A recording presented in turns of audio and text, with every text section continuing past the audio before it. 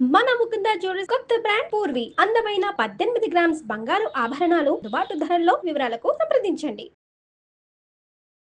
Suman TV ప్రేక్షకులకు నమస్కారం. ఏంటండి, వంటగదిలో దేవుడి ఫొటోస్ పెట్టి, అమ్మవారి అన్నపూర్ణాదేవి ఫొటోస్ పెట్టి పూజలు చేస్తున్నారా? ఇది కరెక్ట్ పద్ధత కాదా? అలాగే మనం నాన్ వెజ్ చేస్తూ ఉంటాం, మరి అలాంటి టైంలో కిచెన్ లో ఈ దేవుడి ఫొటోస్ ఉండవచ్చా? ఈ సందేహం మీ అందరికీ వస్తుంది కదా. అసలు పెట్టాలా పెట్టకూడదా? వాస్తు ప్రకారం ఏం చెబుతోంది? ఇలా మనలో అయితే క్లమ్జీ మైండ్ తో చాలా రకరకాల సందేహాలు ఉన్నాయి కదా. ఈ ఎపిసోడ్ లో తెలుసుకుందామండి.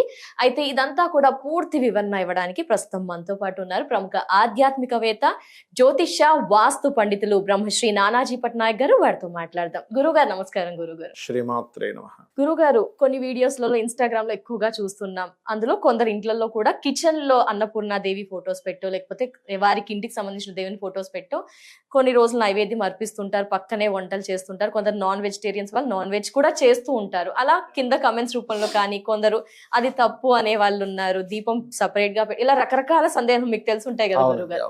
అసలు శాస్త్రం ప్రకారం, వాస్తు ప్రకారం ఈ వంట గదిలో ఇంట్లో సపరేట్ దేవుడి గది ఉంది, ఇంట్లో మళ్ళీ సపరేట్, ఇలా పెట్టొచ్చా పెట్టకూడదా? పెడితే ఎవరు పెట్టాలి? నాన్ వెజ్ వండినప్పుడు మరి ఏ విధంగా? ఈ సందేహాలన్నీ క్లియర్ చేయరా స్వామి? తప్పకుండా అండి. చాలా మంచి ప్రశ్న వేశారు, ఎందుకంటే వాల్యుబుల్ క్వశ్చన్. నాన్ వెజిటేరియన్ వండుతుంటారు, పక్కనే ఉంది కదా. ఇప్పుడు ఫస్ట్ ఆఫ్ ఆల్ ఏంటంటే, దేవుడికి అంటే ఇంట్లో ఉండే దేవతకి ఎవరైతే మీరు ఎవరినైతే పూజిస్తారో, వెంకటేశ్వర స్వామి, శివుడా, కృష్ణుడా, అమ్మవారా, ఒక ప్రత్యేకమైన స్థానం అయితే కల్పించాలి ఎప్పుడు కూడా మనం. అది వాస్తులో ఉన్నటువంటి సిస్టమ్. అయితే అందరికీ కూడా సంపన్న పనులు అవ్వరు. కొంతమంది చిన్న చిన్న వాళ్ళు ఉంటారు, పాపం ఏదో వంటగదిలోనే మూలన ఒకటి పెట్టుకుంటారు.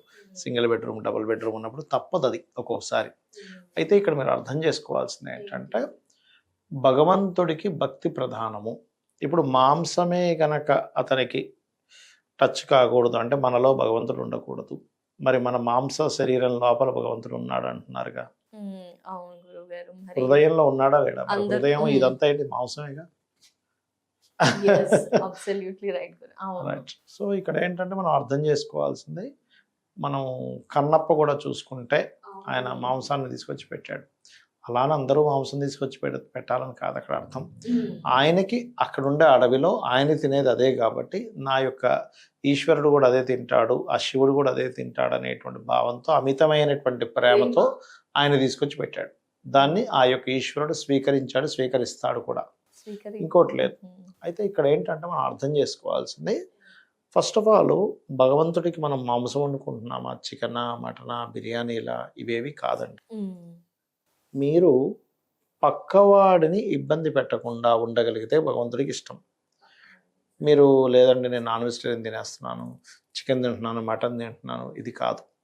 అసలు దాంతో సంబంధం లేదు పరమాత్మకి. నువ్వు తింటే తిను, నీ ఇష్టం అది. కాకపోతే పౌరోహిత్యం చేస్తారు, ఇప్పుడు మంత్రం చదువుతారు, ఒక పూజ చేస్తారు, వాళ్ళు మాత్రం శాకాహారంగానే ఉండాలి. మాంసాహారం వాళ్ళకి పనికిరాదు. ఎందుకు అంటే, వాళ్ళు ఉచ్చరించేటువంటిది ఏదైతే మంత్రం ఉంటుందో ఆ పనే మంత్రంతో సంబంధం. నువ్వు ఇప్పుడు నాన్ వెజిటేరియన్ తింటున్నావు, ఆ మంత్ర ఉచ్చారణలో ఎక్కడైనా తేడా వస్తే నీకు దోషమే, చేయించుకునే వ్యక్తికి కూడా దోషం. కాబట్టి అలా దోషం రాకూడదు. కాబట్టి ఎలా అంటే, ఇప్పుడు పవర్ వర్క్ చేస్తున్నారండి, వాళ్ళు సమ్ ప్రికాషన్స్ తీసుకోవాలి, అయితే షాక్ కొడుతుంది, అంతే కదా. ఇప్పుడు డ్రైవింగ్ చేస్తున్నాడు, ఆయన తాగకూడదు. తాగి డ్రైవింగ్ చేస్తే ఏమవుతుంది? యాక్సిడెంట్ అవుతుంది. అలాగే వాక్కుతో సంబంధించినటువంటి ఈ యొక్క వృత్తి కాబట్టి, ఆ వృత్తికి వాక్ సంబంధించింది పనికిరాదు. కాబట్టి ఇప్పుడు చూడండి, ఐసీయూలోకి వెళ్తాము, డాక్టర్ గారు కూడా నీట్గా హైజీనిక్గా లోపలికి వెళ్తాడు, హైజీనిక్గా బయటకు వస్తాడు. అదేంటంటే అక్కడ అంటరాంతనం అంటే అది మూఢత్వం అవుతుంది. అంటరాంతనం అంటే కదా, అన్ని ప్రికాషన్స్ తీసుకొని, చాలా ప్రికాషన్స్ తీసుకొని ఎలా అయితే మనం నిత్య జీవితంలో మన కర్మ సంబంధంగా ఎలా అయితే చేస్తామో, ఈ పౌరోహిత్యం చేస్తూ దేవతా సంబంధించినవి ఈ దక్షిణాచార పద్ధతిలో చేసేవారు మాత్రం తీసుకోకూడదు. మళ్ళీ కౌరాచారము, మన వామాచార పద్ధతులు ఉంటాయి. ఇప్పుడు నేను తారాపీఠ్ వెళ్ళాను, అక్కడ అమ్మవారికి తారాదేవికి డైరెక్ట్గా మందు మాంసం పెడతారు. అక్కడ గర్భాలయంలో పెడతారు, ఫిష్ పెడతారు, అన్నం పెడతారు, మాంసం పెడతారు, అట్లాగే మందు కూడా అమ్మవారికి తాగిచ్చినట్టు పెడతారు. ఆ ఆచారం వేరు.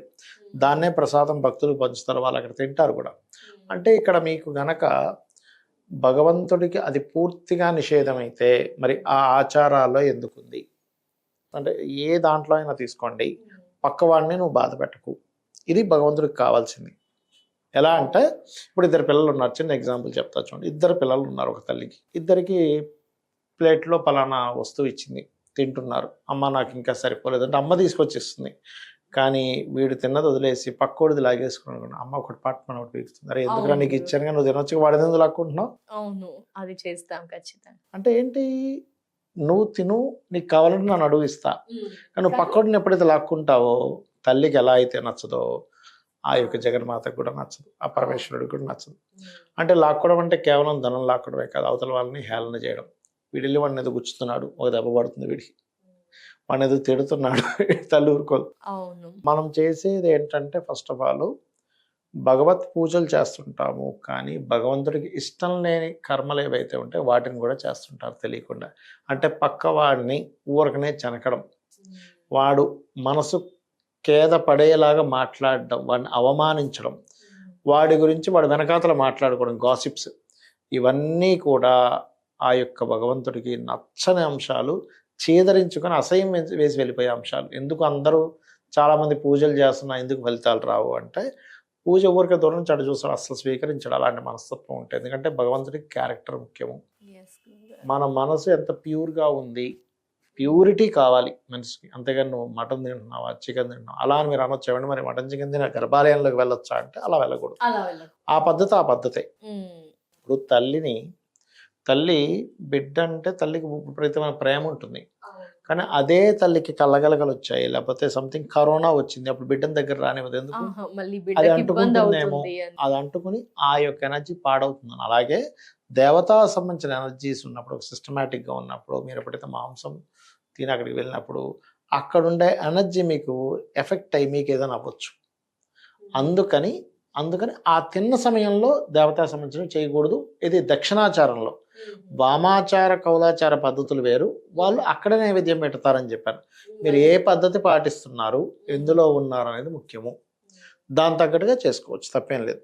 ఆ పద్ధతి ఈ పద్ధతి మరి ఈ పద్ధతి కంటే ఆ పద్ధతి గొప్పదేమో అనడానికి లేదు. ఏ పద్ధతికి ఆ పద్ధతి గొప్పది, ఇది ప్రధానంగా గుర్తుపెట్టుకోవాలి. అదేవిధంగా మనం ఎప్పుడూ కూడా మూల పరమాత్మ ఎవరైతే ఉన్నారో, ఈ విశ్వం మొత్తం నిండి ఉన్నాడు. ఈ విశ్వంలో బ్రహ్మచారి అనే వర్డ్ ఉంటుంది చూసారు. బ్రహ్మచారి అంటే చాలా మంది అనుకుంటారు అతను ఎవరిని ముట్టుకోకుండా మ్యారేజ్ చేసుకుని ఉంటారు. కాదు, బ్రహ్మమునందు చరించువాడు బ్రహ్మచారి. అంటే బ్రహ్మం అంటే విశ్వాన్ని మొత్తం చూస్తూ ఈ విశ్వంలో ప్రతిదీ కూడా ఆ యొక్క భగవత్ స్వరూపమే అని చెప్పి అర్థం చేసుకునేవాడు, అందులో చరిస్తూ ఉండేవాడు బ్రహ్మచారి. వివాహం చేసుకొని సొంత భార్యతో తను ప్రతిలో పాల్గొన్నప్పటికీ కొన్ని తిథులు ఉంటాయి, ఆదివారము, అదేవిధంగా అమావాస్య, కొన్ని తిథులు ఉంటాయి, అష్టమి, ఇలాంటి వాటిలో కలవకపోతే కూడా బ్రహ్మచారిగా చెప్తారు. కాబట్టి మనం మాంసం వండుకుంటున్నామా, కిచెన్ అక్కడ పెట్టుకుంటున్నామా, కిచెన్లో పూజ గది పెట్టుకుంటున్నామా, చిన్న వాళ్ళకైతే తప్పదు. కానీ వాస్తుపరంగా, యాజ్ పర్ వాస్తుపరంగా సౌత్ ఈస్ట్ కంప్లీట్గా పూజ గది వచ్చింది అనుకోండి, ఉండకూడదు. వీళ్ళైతే దాని కొంచెం ఈస్ట్లోకో, నార్త్లోకో పెట్టుకోవచ్చు. శాస్త్రంలో చెప్పింది అయితే దానికి కంప్లీట్గా ఉండే ప్రామాణికం ఏమిటంటే ఈశాన్యే దేవతా గృహ అంటారు. అంటే ఈశాన్యంలో దేవతా గృహం పెట్టుకో, అక్కడ దితి అదితి అనేటువంటి పదాలు ఉంటాయి. అవి ఈశాన్యానికి ఈశానుడు కారకుడు కాబట్టి నీ యొక్క ఆలోచన విధానాన్ని, నీ యొక్క సంకల్పాన్ని ఆ దితి అదితి అనేటువంటి పదాలు, ఆ దేవత అసుర స్వరూపాలు ఏవైతే ఉంటాయో అవి భగవంతుడికి కనెక్ట్ చేస్తాయి. కాబట్టి నీ యొక్క ఆలోచన విధానం పర్ఫెక్ట్గా ఉంటుంది కాబట్టి నువ్వు అక్కడ పూజ చేసుకోమని చెప్పారు. అక్కడ కుదరలేదు, తూర్పులో చేసుకోవచ్చు, ఉత్తరంలో చేసుకోవచ్చు. కానీ కంప్లీట్ సౌత్ ఈస్ట్లోకి వెళ్ళిపోయే జోన్లో మాత్రం పూజ గది పెట్టకూడదు. ఆ పూజ గది అక్కడ ఉండడం వల్ల మీకు ఎటువంటి ఫలితాలు రావు. తప్పకుండా గురు, మాలో చాలా మంది ఈ సందేహంతో చాలా సతమతం అయ్యారు. సో పూర్తి వివరణ, ఒక ఎగ్జాక్ట్ చాలా క్లియర్ గా ఇన్ఫర్మేషన్ ఇచ్చింది. థ్యాంక్ యూ సో మచ్ గురుగారు. నమస్కారం. శ్రీమాత్రే నమః.